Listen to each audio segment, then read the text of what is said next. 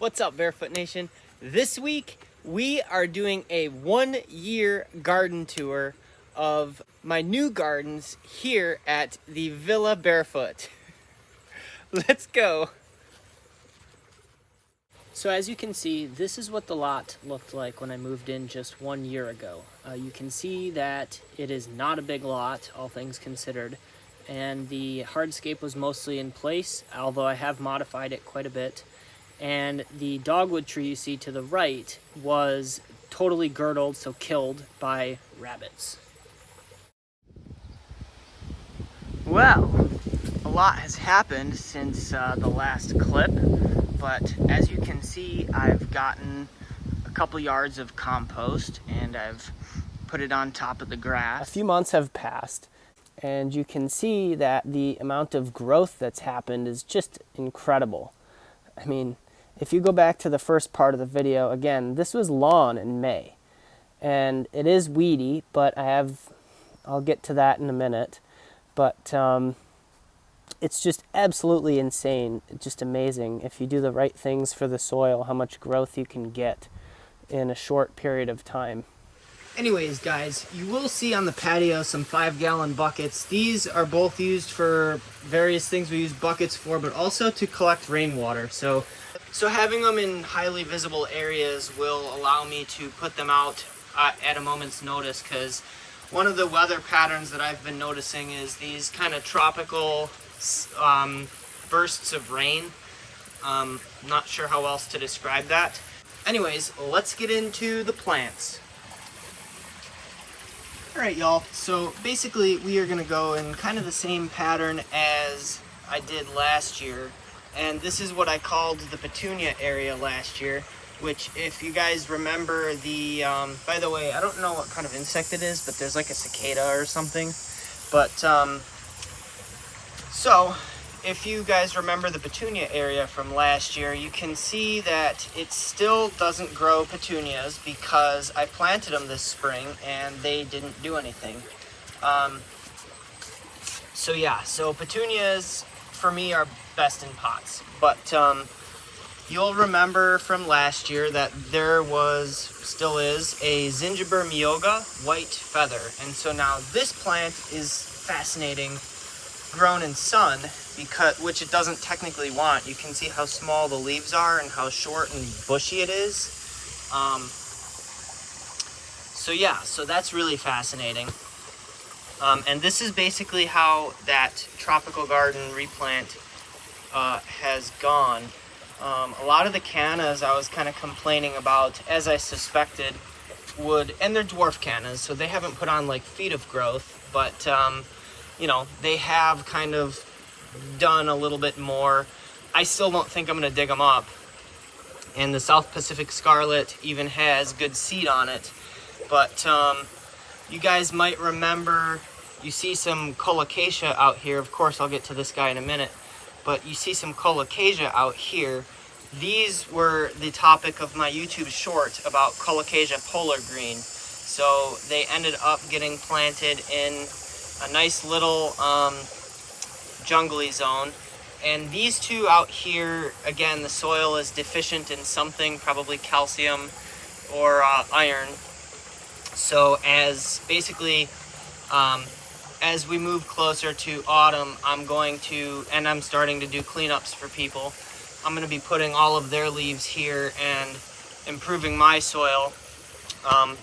Fall cleanups are terrible for the environment and terrible for your garden, so just keep that in mind.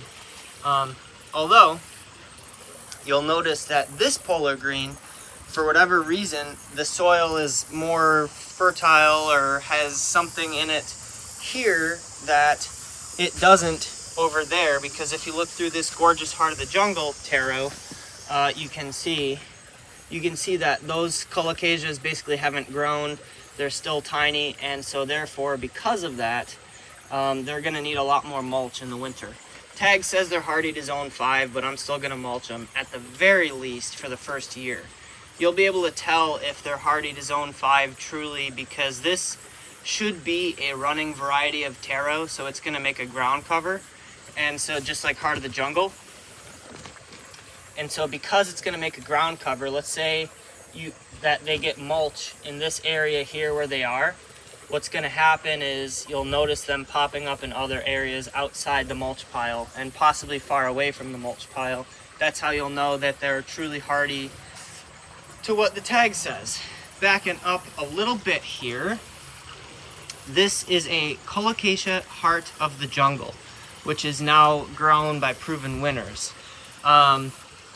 This is another great example of a running variety of taro. So just like with bamboo, there's running and clumping varieties. And you can see that this Heart of the Jungle, this is kind of the most one of the more prominent pups. You can see that it does clump as well as run and send these little runners. So amongst the weeds and impatiens and whatnot, I've got to get these nutsedge out while they're setting seed, because that's what really makes them spread, as you'd imagine. Probably should have pulled some weeds just like at all before filming.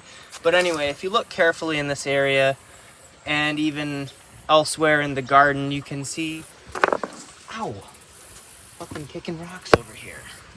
So if you look at the ground right here, what looks like a snake is actually another Colocasia runner. So you can see that this guy is sending a runner way out into the ferns over here.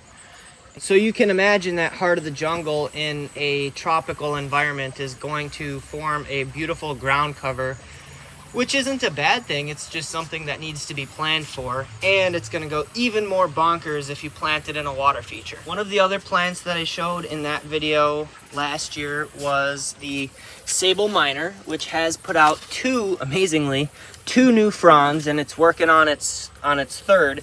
And what's cool about that is Sable Minor is purported to be a slow-growing plant, and granted, you know, it's not like banana plants, which are going to put out feet of growth. Sable Minor doesn't do that, but, you know, it is very cool to see it putting out, you know, at least replacing its fronds with fresh ones that are bigger and more textured. So you can see that this frond has some really nice texture, and these individual leaflets are really nicely arranged. This leaf arrangement is called palmately compound, which is true for Japanese maples just like palms, but it's just funny that, you know, that's probably where the name came from. As you can see, there's still plenty of weeds around, and what I've been doing with these Siberian irises to favor the palms some more is I've been cutting them to the ground after they're done blooming, which has weakened them kind of intentionally, because if I didn't do that, they would be absolutely dominating the palm, shading it even more so, which I don't want. You can see a clump of Siberian iris out there that did not get cut back, and I think just because the sun has shifted and the viburnum is now blocking its light, it's flopping. But this tree, young tree right here, is a southern magnolia. The cultivar is Bracken's Brown Beauty. And so even though it's the same species as a southern magnolia, amazingly, this evergreen plant has the same hardiness as a lot of the deciduous magnolias. Also, too, this is a division of hardy banana off of my parents' clump, which was actually the mother plant. So it was a giant, like, piece of rhizome, but it's only produced these two little suckers, which is kind of amazing. And again, you can see how yellow they are. The banana plant right there, you can see how yellow it is, and so it's still definitely, the soil is still definitely lacking. This area here is, this Mandeville has absolutely done everything that I was hoping it would. So, except it didn't end up, the vines are too, they're unable, it seems, to twine around the post itself, which is fine. So what I've done is I've cut some pieces of bamboo from my parents' house. Another thing that's really cool here that would probably have cost a lot of money are these concrete spheres. So you can get these for cheap if it's made of hypertufa off of Etsy. But these, I could use them as weights for weight training if I wanted to. They are heavy. So these, again, I got from, I was helping my horticulture professor and friend, helping basically them another person move, and they were going to the south. Can't blame them. And this they didn't want, so I asked if I could have them. I have 2 of them, and I'm kind of using them as contemporary boulders, is what I'm calling them. We'll cover the fire pit in a little bit, but the next area that I covered most heavily in last year's video was this area here, which of course, it really does speak for itself. Even me, I'm always just absolutely floored at how much growth you can get in just 1 year with plants. This Enset banana I actually bought from the nursery, one of my local nurseries, Russell's Tree and Shrub Farm. It was the most awful one in the batch, and I pretty much just asked if they could do better pricing, and they did. I got it for a fantastic deal. And it's like you'd never know. You know, in fact, this one that was pretty crappy looking in spring is even bigger by a little bit than this plant here, which was, you know, kept over from last year upstairs in the attic, so it got cold and basically completely died back.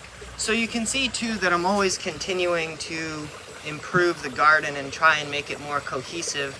This plant here that you see, this creeping speedwell, is an amazing variety of plant. It flowers super early, and the vines are pretty well evergreen. It's his own 6 hardy Veronica, which is amazing because I always think of Veronicas as like the salvia looking plants. The needle palm definitely took a hit. I tried to protect this with snow, and needle palms apparently hate being protected with snow. You can see all the pups are alive, but if you look carefully in there, the mother plant is in fact totally muerta, whatever, dead.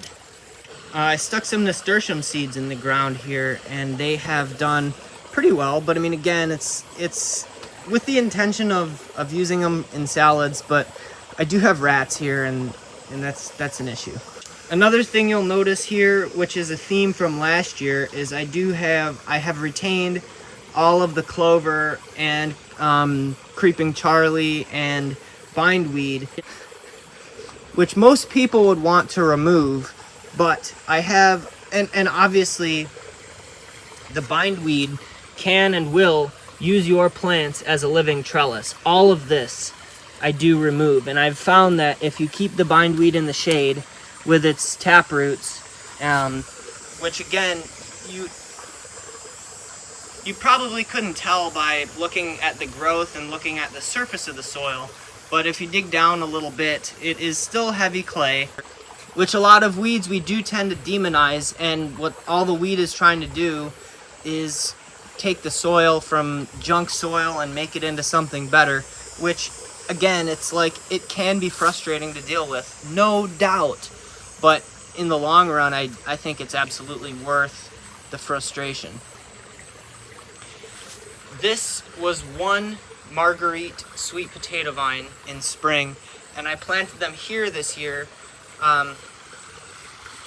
If you recall, while the iris area was super young and all the plants were tiny little one-shoot wonders right there, the sweet potato vine was really dominant.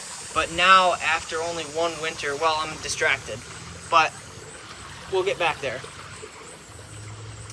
But you can see here what my goal was to have the potato vine compete with the bindweed. Most of the summer it did not. The Marguerite potato vine in my climate takes months and months in the ground to root and fully establish itself, but oh boy, once it does, I mean, you can see that this one plant is now choking out the perennial orchid, and it has fully climbed down into the window well, and I think this is a perfect application for Marguerite sweet potato vine, where it'll just absolutely swallow an area. And in fact, you can see the bindweed is still there, but it's totally competing with it. So that's really cool. You can see I do have slug problems, but this is a new garden, a new ecosystem, which has tons of birds and life and cicadas and crickets and thousands of crickets. That's thousands is probably not an exaggeration.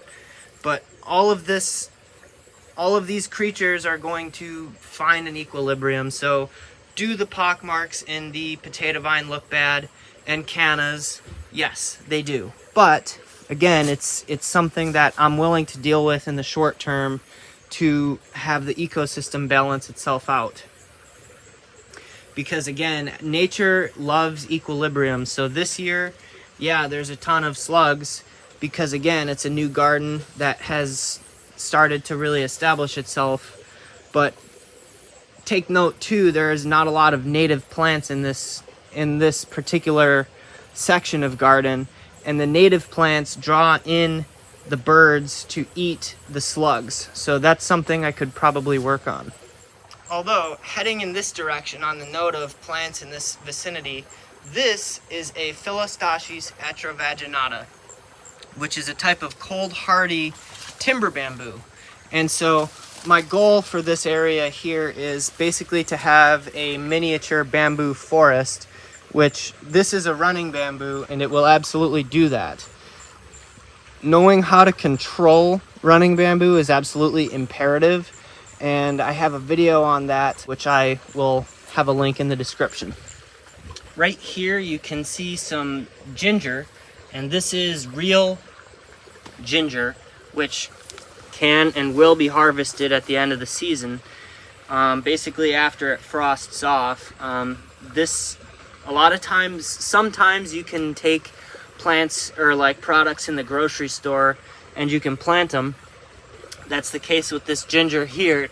And in another case here, you can see that this malanga is another example of a grocery store grown tuber.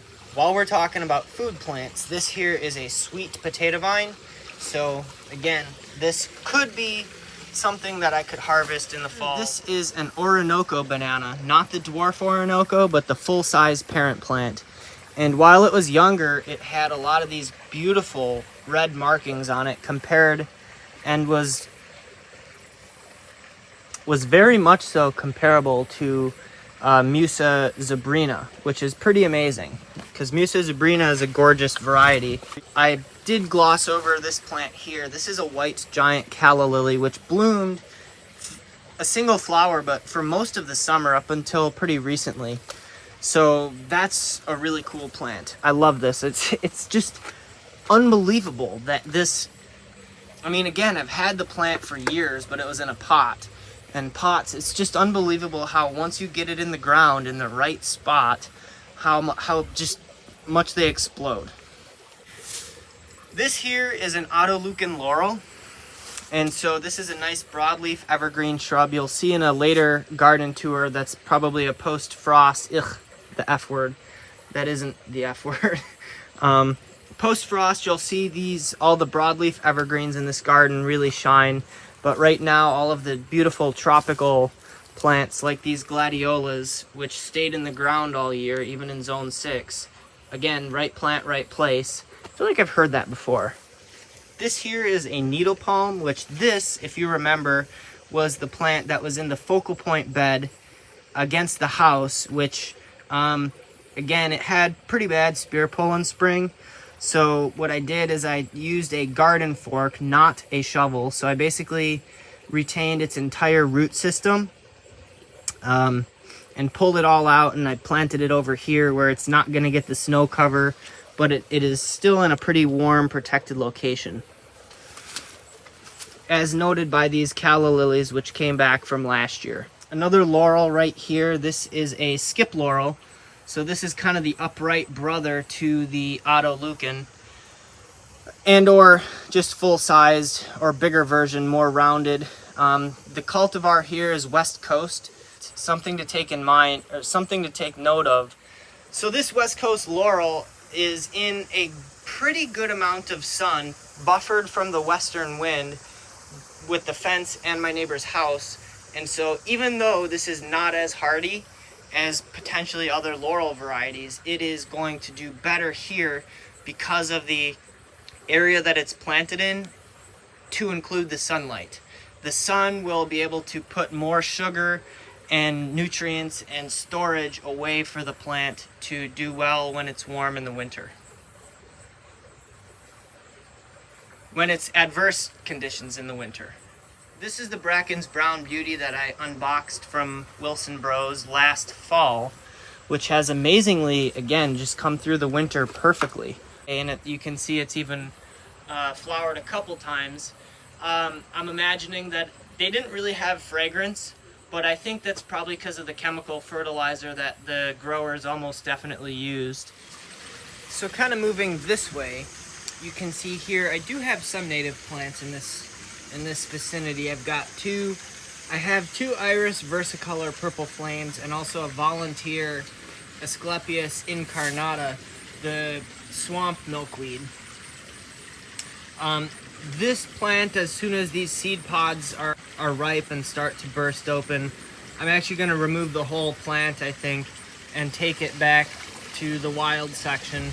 Right near the Yukimidoro lantern is, let me back up, literally, too.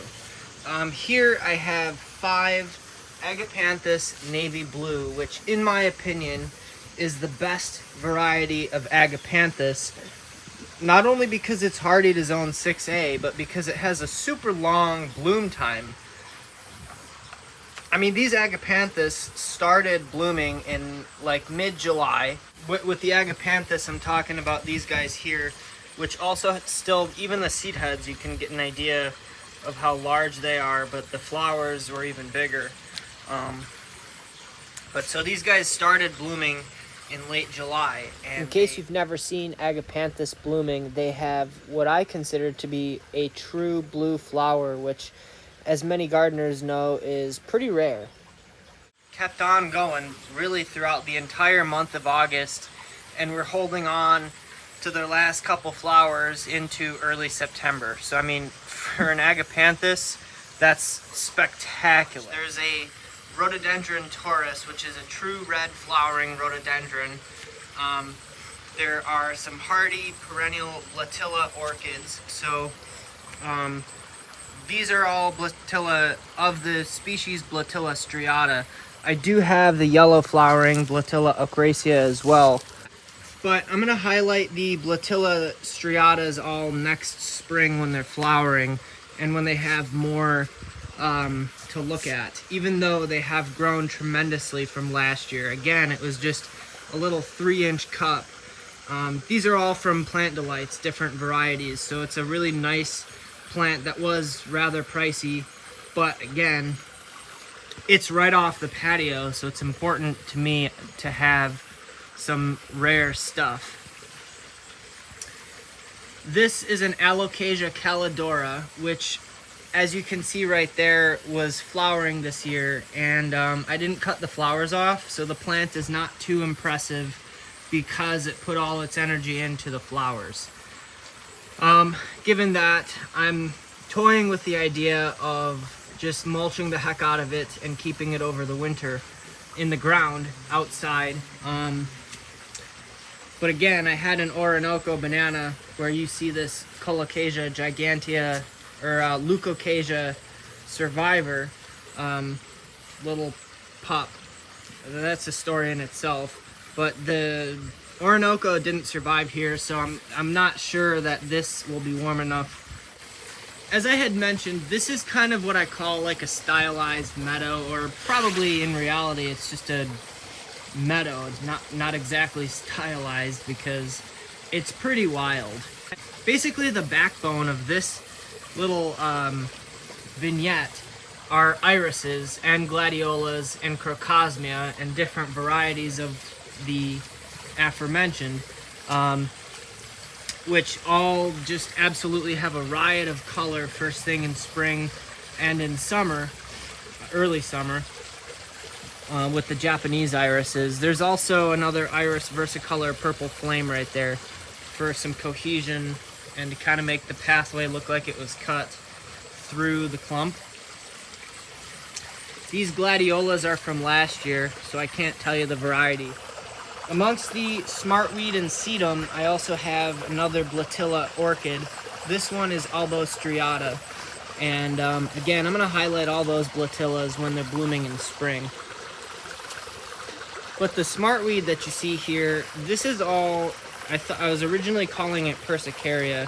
The point of the matter is it was a volunteer, and it is pioneering the ground from heavy clay into something more palatable for the plants that we like to grow.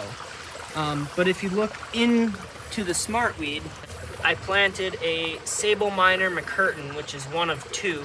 The reason I decided to just stick that in the ground is because I thought it was dead in spring, and so, but after taking it out of its container, I realized that it had this weird underground or weird growth that it had produced. Sables are super tough, even in zone 6, if you pick the right variety. This is a Japanese iris called Harlequinesque, and it has stunning marbled purple flowers first thing in spring, purple and white first thing in spring. This is a Nandina domestica Gulfstream that I impulse planted. So before I had this water feature, I could play music, and still can, and waterfall sounds through that speaker. Here you can see a nice gladiolus flower that's in the frame. At ground level here, you can see a Drops of Gold oregano, which is a PW variety, and then some sedum angelina with some nice dandelions and different herbaceous perennials. Just kidding. So, the sedum angelina is really cool. It's a beautiful evergreen ground cover that is super vigorous. And you can see that it's rather tall, and that is because it is not getting full sun, and or all these plants are kind of competing with it, so it's having to grow a little bit taller. On the positive side, the smartweed is shading this Saxifraga stolonifera, which is a hardy variety of that.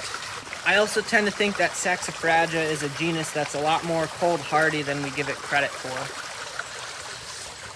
Here's another Gulfstream Nandina sitting in an area that's probably too small for it, sitting right next to this beautiful Japanese iris, which I forgot the name of it. It's like tiramisu or cupcake or something, some sort of dessert name, I think. I have some black gamecock Louisiana iris here, and also here. And the great thing about Louisiana iris is that it grows quickly, and you can see the older foliage is definitely stressed for nutrients, but as the soil has improved, you can see the new growth via putting down compost, mulch, and all sorts of other organic soil implements. You can see the new growth has, changed into the color that it should be.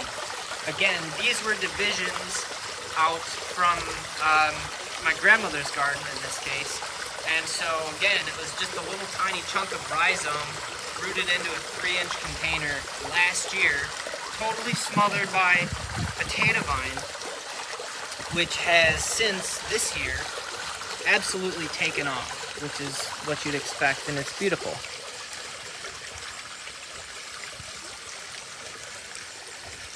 This assortment of plants here has a Verbena bonariensis, which is kind of the main purple flowering plant. Another volunteer smartweed Persicaria thing, which is taking the soil. These are true annuals, by the way. So what happens is all these flowers will produce a seed where basically all of them will probably germinate. But what I do is when they start to die off, I don't rip them out. I just cut at base level. So you can see here next to this Verbena bonariensis seedling that I did just that with this smartweed weed thing here and this piece of turf grass that needs to come out. And you can see that it hasn't grown back. So that's just a little tip for some weeds. Knowing the weeds that you have will allow you to do that successfully. Mixed in here, I've got some Asclepias tuberosa, which is going into seed. I have some seedling Asclepias incarnata, which I got from a friend. So those were just seeds that I kind of scattered along this. You probably on camera is hard to see, but digging out the hole for the aqua basin, which is a 4x4 by 18 inch, I had all that soil that had to go somewhere. So if I was doing a pondless waterfall, then that hill would basically be condensed and you would use that grade change for your waterfall. In this case, what I did is I spread out all that soil from this gorgeous Miscanthus cosmopolitan, and it's all along here, and it really stops at the Louisiana irises, which is why they're deficient, because they're basically growing in clay that was 18 inches down in the ground, and that has to get brought back to life. And so again, it's hard to see that there's a grade change here, but there is. And these are peppers seedlings, which they came from a pepper that I ate in springtime, and I just tossed the pit somewhere. So that's what that's about. They obviously haven't produced anything, but in the future, again, as the soil improves, peppers and tomatoes are in a genus or a family of plants called Solanaceae, which is the plants are very toxic. So rabbits and pests, generally speaking, not in every case, but generally speaking, the pepper and tomato and blah, blah, blah, that Solanaceae group doesn't get eaten except by slugs, but the slugs are not going to affect the fruit production. Next to a hardy prickly pear, which I don't know if that prickly pear will produce good fruit, but if it doesn't, even still, having hardy cactus and yuccas at the top of a berm is pretty cool. So you can see the Miscanthus here is tall, but this here is a poplar tree. I actually think the species, it's in the poplar group, I actually think the species is a cottonwood. And now a lot of people don't like cottonwoods, but this thing here, again, talking about soil and how I'm allowing nature to turn clay into topsoil for me, real topsoil, not the crap you buy from the nursery. Allowing nature, this plant has grown incredibly fast. So if you can imagine something that's grown, 4 or 5 feet, because it was no taller than a foot in the spring, if that, allowing this much growth to happen above ground means that there's even more below ground. So yes, cottonwoods and poplars turn into very large trees, but I can always just remove the tree in the future if it turns out that it's going to cause problems or cast shade where I don't want it to. And it might seem harsh to do that, but again, if it turns out to be a pain, this is a garden and not pure wild nature. So being ethical about what you kill and what you leave is always a good idea, but these cottonwoods in the meantime are going to take this clay soil and turn it into something really great. This here is a clump of Iris versicolor, including a Roy's repeater, which again is a plant I've had potted for years. And this Roy's repeater, after its first winter, not only flowered beautifully, and now I know why they call it Roy's repeater, but also the plant itself is just stunning. I'll show you another project after it's aged some. This is a little hardscaping project that I did because this area was all mud. You can see that really the paver that's cracked is the only area that and water still pools here, but the paver here that's cracked is the only area where it's muddy and kind of slippery. All the slate, which is slightly higher than this paver, is functioning as it should, but this paver needs to stay at this level, so it's going to be muddy here because the doors of the shed need to open, and that was the whole purpose of this, is not just a landing pad. Here you can see a third Enset banana. This was planted out from a 1-gallon pot, and normally the first year that Ensets are planted out from a little size like that, in my climate and in poor soil, They don't do a whole lot, so this is actually a pretty standard but also a good amount of growth for this plant. And it absolutely loves, I'm sure, being basically sitting in a puddle after a big rainstorm. And I do notice the puddle going away very quickly because of, I'm sure, all the vegetation, all these tropicals, which are loving soaking that all in. There's the other contemporary boulder, which is very nice. Love it. I'm all for having riots of color, but I try to use color and flowers in a more curated way. That's just what and have a lot of greens and variegations, and that's kind of the focal point. That, to me, that's a more calming garden. So this Hilo Beauty Caladium, which is getting too much sun for these leaves, you can see, is kind of a good example of that, to where the Caladium variegation contrasts the ginger variegation very nicely.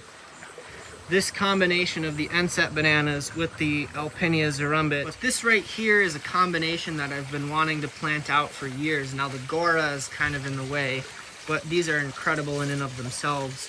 But the Enset with the ginger, with the Heliconias, this just tropical explosion in such a focal area is something that I've wanted to do for years. So another update area is the fire pit. And so this jungly fire pit is a project that I underwent first thing in spring. I think it's turned out really well. I've actually used it a fair amount. So this $110 fire pit from Target, I think, has held up really well. I've had to empty the ash, relatively regularly. And you'll notice that the paint has basically been burned off in some cases, and the lid is deformed because I do actually use it to keep the little particles, the little particulates from flying around too much. Something that I'm sure you've been hearing the whole time is this beautiful contemporary waterfall and or custom fountainscape, however you want to word it. Basically, this is an aquascape patio pond that I have cut and modified into a waterfall. I'll do a separate video on this for sure. But this is absolutely, now I have plans for a more grandiose water feature, but this water feature absolutely will cut the mustard as far as creating ambiance when the insects are not active, and also when they are, obviously. And also, too, it creates a beautiful nighttime ambiance. This water feature, most importantly, will drown out most of the traffic noise. If you guys remember in a video like literally not that long ago, you'll know that this was a carnivorous plant and this was a carnivorous plant. These were hardy Venus flytrap. Well, these things didn't even make it through the summer. I will say the Sarracenia tarnock does still look pretty good and is still colored up and also has, a decent amount of buds. I don't know, all is not lost with the Carney garden. However, the Venus flytraps. So this winter planted sable minor here is also doing really well. Here blocking the waterfall fully now is this gorgeous Philodendron giganteum. And this plant is still in its nursery container, which is just set on top of the aqua basin. Okay guys, the water noise is going to be really loud here, so I'm probably just going to show it to you and not say anything.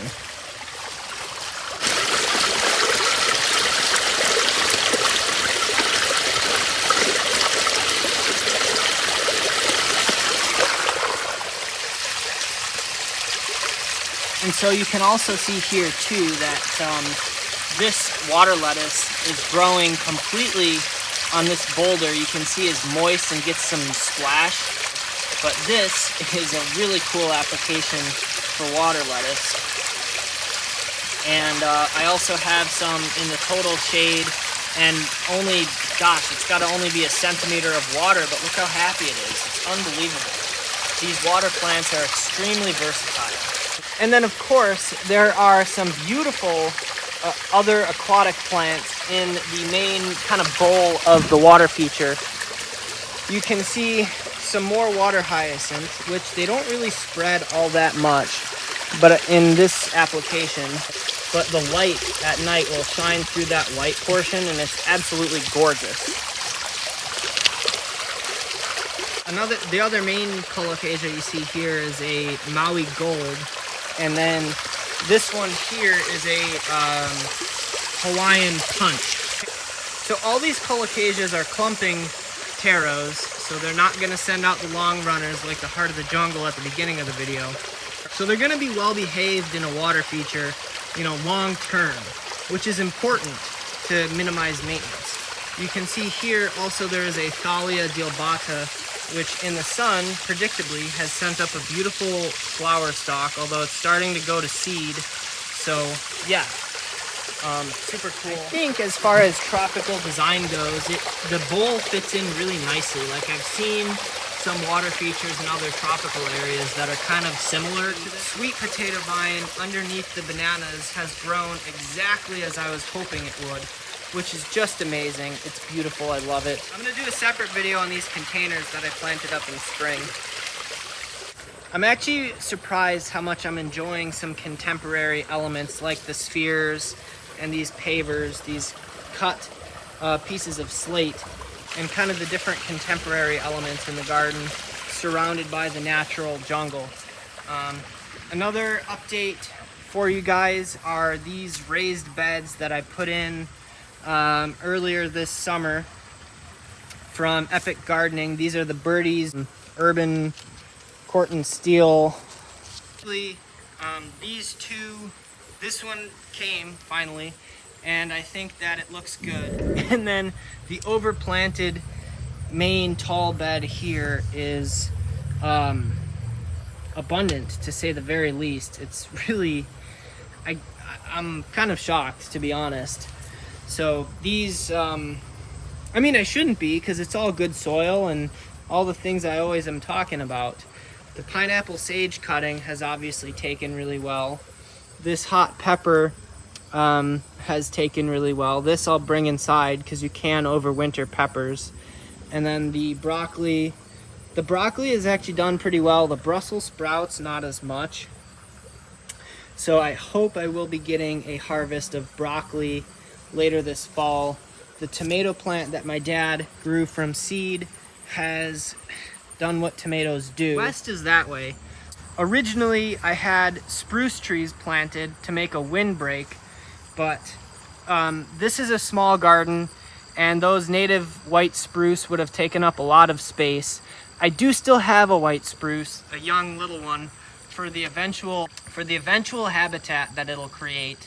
But again, balancing what I want to provide for nature and what I want for myself is important in this small little yard. You know, if I had acres and acres, which someday I hopefully will, but you know, this spruce tree is young and struggling, but it's young, and so once that takes and really grows, that will provide habitat and nesting areas for birds and whatnot. So the viburnum is not going to go there. It's not planted yet. These are all running bamboos, which are planted far enough away from the fence that I can maintain them. My neighbor likes bamboo, so if they hang over, the branches hang over, that's fine, but I will definitely be maintaining them such that they don't actually physically spread into her yard, because that would not be neighborly. So yeah, basically I have Spectabilis here, these two, and then a Philostachys nuda. And so it's a good hardy timber bamboo, which will also, again, going back to soil work, bust up some of the clay. Stepping back to the patio, as we've kind of seen, these bamboos are providing privacy and also privacy and movement and beauty. And again, just like the garden itself being better and more mature, the view out the windows are also even more spectacular this year than they were last. All right, y'all, that's gonna do it for this garden tour, which is my longest garden tour ever.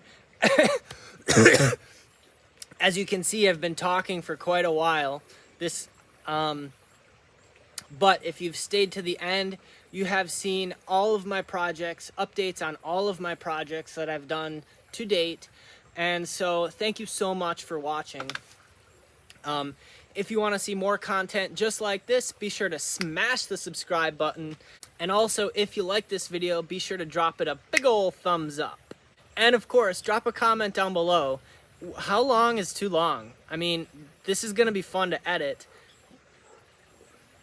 But yeah, drop a comment down below what you thought of the video and the plants and all that, and my various opinions on things, and also video length. Alright guys, can't wait to see you next week. Peace! Not a thumbs down, not one of these. I don't want to see... This isn't...